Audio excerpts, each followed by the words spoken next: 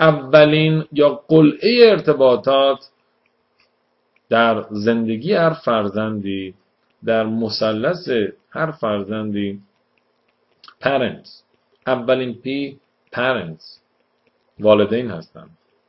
دومیش همطوری که میدونیم peers یعنی دوستا، و سومیش اینو بهتر که کمی توضیح بدیم که اگر پدر مادر اون ارتباط خودشون رو با فرزندشون خوب حفظ بکنن، اون موقع است که کمک میکنه که فرزند بتونه دوستان خوبی هم رو در زندگی انتخاب بکنه.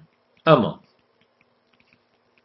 موقعی که ارتباط پدر و فرزند یا مادر با فرزند به اون صورت دوستانه نباشه و محبت آمیز نباشه، اون موقع است که اون فرزند رو تشویق میکنه و حتی ناخودآگاه بدونی که خودش بخواد سوق میده که دوستانی رو برای خودش انتخاب بکنه که صرفاً جایگزین محبت پدر و مادر رو بشن. شاید خودش subconsciously از نظر باطنا نفهمه، به طور ظاهری این رو اعتراف نکنه، اما دروناً این احتیاج و تشنگی و آتشیه که در او هست. چون محبت به اندازه کافی و ارتباط و attention، توجه از پدر مادرش نمیگیره، سعی میکنه که توجه دوستان، اطرافیان، جامعه و حتی اشخاص لاابالی رو جلب بکنه. چرا؟ چون بخاطر اینکه اون آتش خودش رو ارضا بکنه. پس اگر میخوایم ما که فرزندانمون دوستان خوبی داشته باشن، ما باید در ابتدا دوست اونها باشیم که بتونیم آیین دوستیابی رو به اونها یاد بدیم. پس ارتباط و دوستی پدر مادر با فرزندان منجر میشه که فرزند بتونه دوستان خوبی هم رو در خارج از منزل، در خارج از خانواده برای خودش انتخاب بکنه.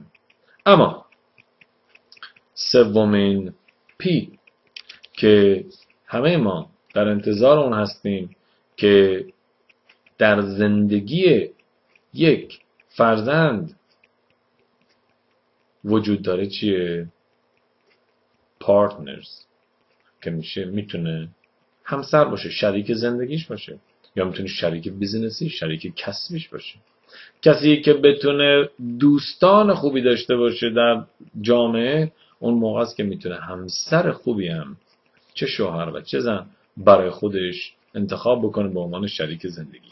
همینطور هم در مورد کسب و کار، کسی که در جامعه و خارج از منزل بتونه دوستان خوبی رو برای خودش مانند آهنربا به خودش جذب بکنه، اون موقع است که میتونه در تعیین و تشخیص و انتخاب شریک زندگی یا شریک کسب و کارم اون سنجش فکری رو داشته باشه که انتخاب صحیح رو داشته باشه. اما همه اینا از کجا میاد؟ از قلعه میاد، و اون قلعه گفتیم چیه؟ پدر مادره. موقعی که پدر مادر بتونن به بچه کمک بکنن که دوست او باشن و ارتباطشون رو با او به خوبی نگه دارن، اون موقع است که اون دوستی منجر به دوستی بهتر در خارج از خانواده میشه و دوستی خارج از خانواده منجر به دوستی آینده از نظر تشکیل خانواده میشه.